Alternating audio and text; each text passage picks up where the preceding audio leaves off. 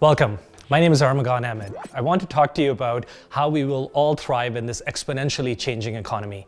It's impacting how we work, how we live, how we play, or even how we shop.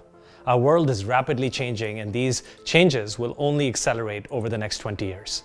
I'm sure you've heard this line before, that data is becoming more valuable than oil, but now much, much faster. It's actually making it seem like that data is even more valuable than oil, water, or even oxygen. We allow companies to collect data on us to provide personalized experiences. For example, Google Maps tells us where we should go next. Facebook shapes our opinion and how our opinions are formed. Tinder tells us what relationships or who we should date. Netflix tells us what movies we should be watching next. And we share our data with Amazon so that we know exactly what we want to buy next. So technology is just the enabler. It's us humans who are the true transformers. So today, if you allow me, I want to show you how every part of our life is being transformed at an exponential rate. And tomorrow will look dramatically different from today. Time is being compressed. It's not about what's in front of us, it's about what's coming next, and technology is being embedded in everything we do. So for example, financial services is becoming fintech. Energy sector is becoming cleantech, or even real estate that's becoming proptech. As you can see, we're living in this innovation economy, which is now 25% of our GDP, and is growing 3 to 6 times faster than any other segment of our GDP. And IDC is projecting that it will hit 50% of our global GDP by 2024. Let's take a look at how quickly our world is changing. The way we shop has changed, and how many of us have subscribed to food or razor or wine delivery on a monthly basis, or how we interact with our healthcare providers, or how we order groceries, how we order taxis, how we travel. So everything's changed significantly. Even financial services payments are changing to invisible banking, and our doctors and surgeons are providing patient care in a very different environment using artificial intelligence, AR, VR. And we're clearly living in a world that's very different. The pandemic has also fast-tracked some of these changes, driving digital adoption. The purple here, for example, represents that the number of first-time digital users, as you can see, has dramatically accelerated. First-time digital users in banking, or entertainment, or grocery, apparel, utilities.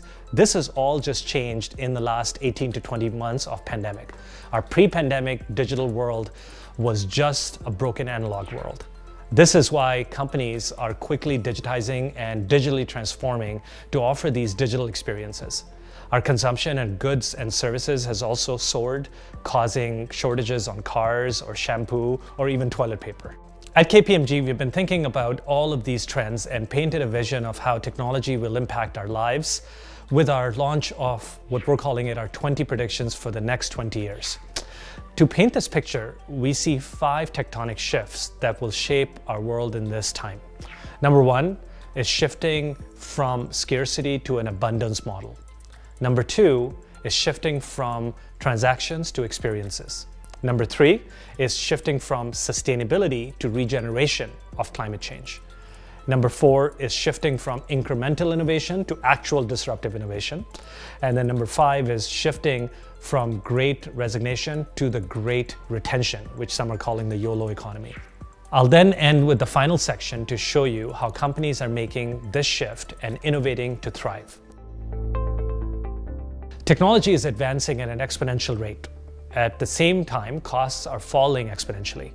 This is what's driving this adoption.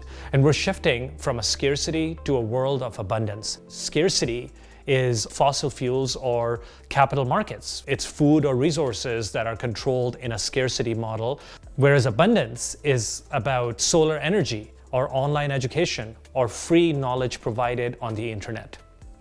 We're even now creating diamonds in labs to sell in jewelry stores so that you don't have to go to the blood diamonds in Africa. I believe that scarcity to abundance model is changing right in front of us, and we are rapidly approaching a world where nothing is scarce and everything at some degree can become abundant. So let me show you what this actually looks like. If you look at the cost of light, it has dropped to almost nothing. You flip a switch these days, not even thinking about it. We light up bridges, parliament buildings, government buildings. Anywhere we can find a tower, a monument, we light it up with LED lights. The commoditization of technology is leading to plummeting costs of democratizing technology. This is happening across multiple technologies simultaneously. If you look at solar energy, it's dropping to almost nothing in cost. It used to cost $76 a watt, and now some solar farms provide that at 3 cents per wattage. Same thing applies if you look at the cost of genome sequencing. It used to be $10 million a few years ago, and it's now $100 offered by 23andMe. To demonstrate what scarcity looks like, look at vinyl records, for example, or cassettes, or compact discs. If you are old enough, like me, you have lived through several waves of disruption of the music industry. Streaming has now changed everything in the music industry. Scarcity is cassettes, CDs, 15 songs at a time, whereas abundance is Spotify or whatever music streaming service you use. And even the cost of EVs, the electric vehicles, have changed. If you look at the cost of batteries, for example, the most expensive part of electric vehicles are dropping exponentially. People are expecting that electric vehicles will equal in price to gas-powered vehicles by 2023, driving a wide-scale adoption. For example, Tesla in 2005 made their first sports car and sold it for $250,000. People thought Elon Musk was really out there. But fast forward to 2022, where now they're selling Model 3 Teslas for $30,000, which is way more efficient and even better looking than the sports car of that 2005. The entire world is upside down for us. We either can take a Mad Max or a Star Trek path. A Mad Max path in the movie is like a Wild Wild West, where Star Trek is a much more measured and an inclusive future for all of us. I'm an eternal optimist, and we have the tools, but we just need the social willpower to make this happen. 200 years ago, 94% of our humanity lived in extreme poverty, and we have all collectively brought it down to 9%. But society and government policy will have to evolve to keep up with this new economy. The next move taking place is a shift from transaction to experiences. And this is my favorite, because our best experiences like Spotify, Netflix, Uber make us forget about the cost by making payments invisible. Do you even think about what you paid for your last Uber ride? Or how about your last coffee tap that you did at Starbucks? Do you really look at how much that coffee costs? Or do you calculate the average cost of the movies you watch on Netflix or the songs you listen to on Spotify? When an experience lives on an app, then buying is not just a transaction, it's a complete experience. We're experiencing life in different ways. When you take a look at different generational shifts, like my 70-year-old parents, who are baby boomers, there's a generation before me, are purchasing products on Amazon or Instacart on a regular basis. Or people who want different experiences and personalized experiences, for them, it's all changing. From Gen Xers, which is my generation, to then my children and who are millennials and Gen Zers, they all want experiences. And our best experiences anywhere become our expectations everywhere. I love that line, because at KPMG, we conducted a research that showed that there are 1.8 billion millennials globally already. And there are 78% of these millennials want to spend on experiences over assets. But the boomer economy is now booming. So at 2.1 billion people aged over 60 by 2050, and 83% of those people willing to share their data or to personalize more and more of these experiences. Imagine that 7.5 billion people will own a smartphone by 2026. So the world is moving really fast, and we have to make sure that we're keeping up with it, because it is a total change in dynamic. If you look at Alibaba, at a very large online retailer in China, they created an AI-enabled chatbot called Ali-Me. And Ali-Me provides a proactive approach on reaching out to help you shop. In China, there's something called Singles Day, where people buy themselves presents. I really like that idea. In one day, they were able to transact $39 billion of sales. That's one day. That's higher than Black Friday and Cyber Monday combined in North America. And those chatbots were able to handle 95% of the calls using chatbots as well as AI methodologies. And they created a digital twin solution, and they were able to use natural language processing, NLP, and artificial intelligence to serve that $39 billion in an augmented accelerated way through digital twinning and supply chain automation. But what if we ship consumer goods before they even had to ask? Think about that for a second. That is where retail will be. We are moving from anticipatory shipping to e-commerce, algorithmic commerce. These platforms learn from all these transactions from their customers. So companies are already doing it. So let's take Samsung and MasterCard, for example. They have partnered together to come up with these fridges that have automated and predictive purchasing. So a fridge scans the content of the fridge inside, looks for expiry dates, looks to see what kind of products you're running low on, and sends you those products, ships you those products. Or also, if you use carrots a lot and you have carrots and you have celery or you have other types of protein, for example, in your fridge, it will give you suggestions on what you should be making for dinner that night. Now let's think about Uber Eats for a second. Uber Eats has opened 7,000 new stores that operate as ghost kitchens around some major metropolitan areas in North America. And that is their response to the data that they collect and they have on their consumers in terms of their food and nutrition behavior and the gaps that they need to fill. They know exactly what they are looking for, like Mexican food or Korean fusion restaurant, or a product that they could sell to their customers, and then they can provide them both in the same kitchen operating as different brands. So this is not just happening with Uber Eats, it's happening across the restaurants industry, and it's happening everywhere.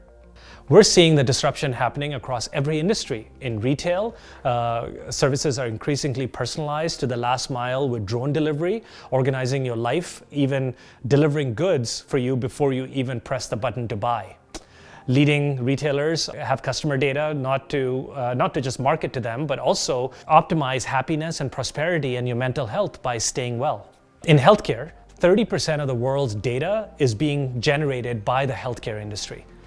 That's a lot of healthcare data, as you can imagine, is being generated through wellness devices such as an Apple Watch that I'm wearing, or an Oura ring that I'm wearing that actually measures my sleep, or my levels patch that measures my glucose based on what type of food that I take. And we're about to have a wellness revolution on how we experience healthcare. Financial services is becoming invisible, popping up when and where we need them. Imagine an auto insurance that adjusts to your lifestyle on a minute-by-minute basis. Your up-to-the-minute rate will be decided whether you decide to turn self-driving function on or go manual when you drive the car. Or if you are driving autonomously, it's lower cost versus driving manually. Or depending on the route you're taking. Are you taking a riskier route or are you taking more of a safer route? And then even government is transforming. Imagine a time when you can access government services 24/7 at your fingertips for all your life events. The birth of a child, applying for a student loan, buying a new home, getting married, or retiring. Leading governments are creating personalized experiences for citizens and even reaching out to them proactively, like Finland does, by using AI to suggest services citizens are eligible for each life event. So you think that was exciting? Wait until you see what's coming next, the Metaverse. And what we have in store for you is just fascinating in the Metaverse. We have moved from Web 1.0 to Web 2.0 to Web 3.0. So let me explain. Web 1 was read-only, where business broadcasts information one way. So think AOL, very static, right? Web 2 was when we started interacting with each other, and that led to the birth of the social media and the big tech playing a big role. Think Google, think Meta/Facebook, where Web 2 had a lot of centralized data, whereas now Web 3 is becoming much more decentralized, democratizing the version of the web that we are now going to interact with, where we're going to have our own personal digital wallets. We'll have own personal NFT, the non-fungible tokens, where we get to own our art or we get to own a product that we had. And think blockchain. So it will be Web 3, which is another word for Metaverse, will just be phenomenal. The Metaverse is expected to grow exponentially into 2030, and it is in its infancy right now, but ready to take off. Just see what these big major corporations are going to do in making investments in virtual reality as well as gaming technologies. So in our metaverse, it will really be helping us with our social, our work, and our shopping. Imagine the possibilities. Metaverse is not only about gaming platforms like Roblox or Fortnite. We're seeing real estate companies, retailers already starting to develop mixed use reality for Metaverse, where they're recreating that touch point we all had with our office buildings or our retail or our colleagues pre-pandemic, where you're able to create your office experience in the Metaverse, where you can come in, attend a strategy session, then take a meditation session, then you're able to go and shop for your favorite toque or hat that you may enjoyed looking at in the Metaverse. You can either get it physically ordered to you, or you're able to get it as an NFT. We now use Microsoft Teams or Zoom or WebEx, for example, to communicate, but body language is 90% of all communications. And in the Metaverse, we'll be able to mirror these actions with avatars. Here's an example of people working in the Metaverse. You put on these glasses and you're all of a sudden in a universe where you're seeing the physical and the digital, which is what I call phygital. And you're seeing your colleague of yours and you're seeing data come to life right in front of you. You're having a coffee while you're working on a project. And in the project that you're working on, you think about a colleague, or you want to interact with a colleague. And she's sitting and wearing an AR, VR type glasses. And she's sitting in the middle of Central Park, where she can come in and have a very quick Zoom call with you in the Metaverse. And then you feel like you're together. That sort of solves that 90% communication gap that I was talking about. Companies shouldn't overthink the opportunity, but just start with Metaverse. You have to start somewhere, just starting as a digital twin or building a presence in Roblox or Meta or Fortnite. Of course, this is not all happening in a bubble. We are shifting from sustainability to regeneration, and many of these challenges are happening in the context of global climate change and social revolution. So imagine this for a second. The Earth is 4.6 billion years old. If we scaled it to 46 years from the 4.6 billion, us humans have been here for 4 hours, and our industrial revolution that we're living in began just 1 minute ago. And in that time, we have destroyed half of the world's forests. Just want you to pause and think about that for a second. So we're seeing this shift in the narrative where companies are moving from sustainability to regeneration, to build back better, where sustainability seeks to reduce the ecological footprint, and regeneration boldly seeks to increase the socio-ecological handprint to restore the health of individuals, communities, and our beloved planet. Our current global net zero targets are not high enough to stop the planet from warming. We are recognizing more and more that in order to achieve this, we need innovative solutions. And there are many startups globally I've seen that give me hope in this space. We need to collectively think about bringing together the whole ecosystem of not only just startups, but large businesses, governments, and even academic and research institutions to make this happen. ESG is making us think about risk in different ways. Risks are also increasing because of increasing complexity of technology and digital transformation in this space. And we're moving to models like risk as a service, where we are hiring ethicists that are going to provide ethics as a service for us to enable artificial intelligence. We also need to start thinking about privacy, where privacy regulations like GDPR in Europe are going to be important, and we are also going to see an increasing cyber incursions that are coming in forms of ransomware as a service. And we're going to see deepfake technology that is used by AI as big areas of concerns. We are also going to see hackers go into space with SpaceX type technologies, or also autonomous vehicles getting hacked. So AI as a solution is also going to be important. As I said earlier, data is fast becoming more important than oil, and the amount of data exploding, where you have 5G, Internet of Things, are creating so much data that we have not seen. We have to lead by not only privacy by design, but also opt-in privacy, which is also going to be super important. One way we can make a difference for our planet is to help our companies thrive and carve out space for innovation. This leads to our next shift from incremental innovation to disruptive innovation. I love this quote by Bill Gates that us humans always overestimate what we can accomplish in 2 years, but we underestimate what we can accomplish in 10 years. So here's an example of incremental innovation and disruptive innovation. Incremental innovation is doing the same things better, whereas disruptive innovation is make the old things obsolete. So here's an example of incremental innovation. Nokia, the best phone that Nokia made in 2007 was this phone.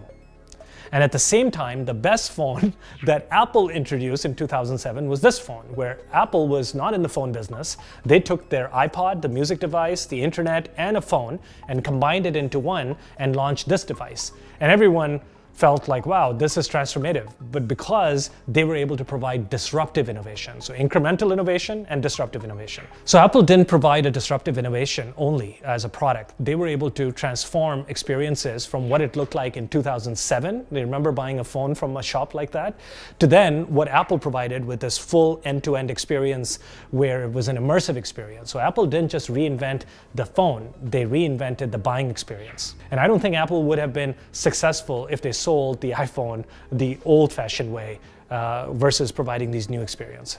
So what does that mean? That means that we are typically in a path where new technology at first has lots of buzz, lots of excitement, and you go through a period of major disappointment. And then you have this iPhone moment that happens, that someone improves and disrupts the innovation curve, and that technology driving adoption, and then you have this exponential curve that takes off. So we really have to think about that. We are here now. We have to think about genomics. We have to think about blockchain, metaverse, NFT, self-driving cars, artificial intelligence, the space exploration, or virtual reality. That is our future. The next trend I want to talk to you about is the shift from the Great Resignation to this Great Retention. Underlying all of this is our people.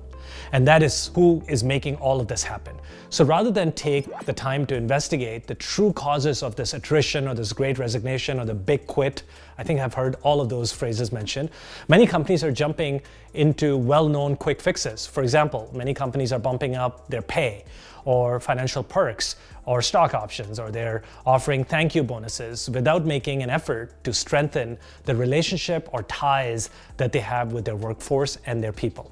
As a result, rather than sensing appreciation, employees are seeing a transaction happening with their corporations. So we are seeing a birth of this YOLO economy, the you only live once economy. And it takes us from this Great Resignation to the Great Retention of our people, and the Great Reshuffle will force companies to align to purpose of their employees and to retain talent. I'm really hopeful that in 2022, our digital-first work will break the 9-to-5 mundane workday and become much more focused on companies rethinking when, not just where, the work happens. Everyone has been languishing during this pandemic, I know I have, because we don't interact with humans. So the renewed inspiration is going to be so important for us to bring back what the future of work is going to look like. LinkedIn analyzed data and the user base and showed that 54% of all LinkedIn users, so think about that, that's a lot of workforce that's on LinkedIn, have changed their jobs in the past year. Break this down, 80% of them were Gen Zers, 51% of them were millennials, and 31% of them were Gen Xers like me, and only 5% of them were baby boomers. And people are looking for purpose and assessing what is important to them. People are looking for authenticity in the workplace. This is something that requires psychological safety. And psychological safety is also a requirement for innovative thinking and learning from failure. When 85% of the executives say that they can live their purpose at work, but only 15% of the junior staff say the same, we are not creating workspaces where younger generations feel that they're living their YOLO economy. So skills are changing, and we need different skills, and our people require us to train them on these different skills. We need not only IQ, intellectual quotient or emotional quotient, your EQ, but also the adaptability quotient, or even the purpose quotient, which is going to be super important going forward for not only employees to develop, but our corporates to look for. And it's also not just a question of AI eliminating all our jobs, because AI is going to create new jobs of the future that will require those skill sets that I just mentioned, but rather AI will help us embrace these new types of adaptability quotient, purpose quotient, and emotional quotients that only humans have that we can differentiate over and above artificial intelligence. In this final section, we need to be the disruptor rather than the disrupted as an organization and as people. And in order to do it, at KPMG, we've got some ideas for you on how to take your traditional organization and disrupt and innovate for the future. First, we need to think about splitting our organizations, either your front office, your middle office, or your back office organizations, into what I call the 70%, the 20%, and the 10%. So your 70% is your core, where your current business happens, which is what you have to deliver a year from now. But then your 20% is where what you're delivering 2 to 3 years from now. And then your 10% becomes your disruptive, where you are thinking 3 to 5 years ahead. And unless you have that disruptive thinking, you're really not going to be able to disrupt yourself or innovate fast. So as you think about how we accomplish that, we take 500 concepts and we bring them down very quickly to 25 concepts in 3 months' time. And you start to develop a proof of concept as an innovation as a service, be it for NFT, blockchain, Metaverse as a service, or your marketing or your finance services. And you're able to take those concepts and turn them into minimal viable products and your sustained services, so that you are able to test these products into market and bring them to market. We have done this for the world's largest retailers, financial institutions, or telecom providers, for example. But also KPMG is engaged with our small, medium businesses who are looking for becoming fast followers of this innovation technologies, but they require blueprints, and we have published blueprints for them. In the end, I will say that all of this that I presented to you today requires us to have a growth mindset and not just a fixed mindset. So what do I mean by growth mindset? We need space to rethink our old assumptions and to unlearn a lot of those old assumptions, to relearn from our failures that we have had, to continuously challenge ourselves. And you can't just work as an engineer at a very innovative company to think that you have a growth mindset, by the way. You need to really think about relearning a lot of these new behaviors. And you need to surround yourself with people who challenge us to help us think like a scientist. Means that you're constantly assessing your assumptions or your assumptions based on new data. So if you are not actively shaping this future, then it's going to happen to you. The best way to predict the future is to invent it. With the pandemic, 2040 has moved even closer, and we have accelerated digital adoption and made advancements in technology that will change our lives forever. And our KPMG's 20 predictions for the next 20 years paint a vision for our world and the impact technology will have on how we live, how we work, how we play, or how we shop. We have predicted a very optimistic future where people will live longer and have more productive lives. Our working lives will be transformed in pursuit of purpose and our passions. And the planet will be on its way to more sustainable, but also regenerative solutions will be formed. And advances in technology will provide more personalized experiences. This new innovation economy excites me a lot, but it's already upon us, and let's thrive in it together. Thank you so much.